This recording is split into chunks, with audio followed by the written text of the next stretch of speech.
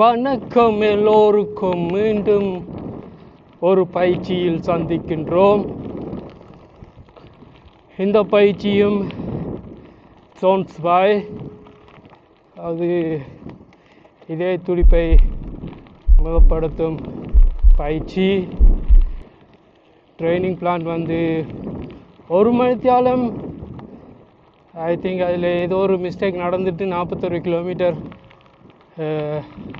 Fix பண்ணான். ஆனால் 1 மணித்தியாலம் தான் டைம் காட்டுது. மழையும் வருமா இல்லையாண்டே தெரியல.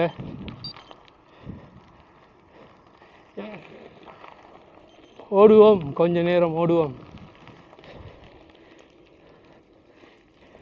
இன்ட்ரெஸ்டாக கூட்டணும்.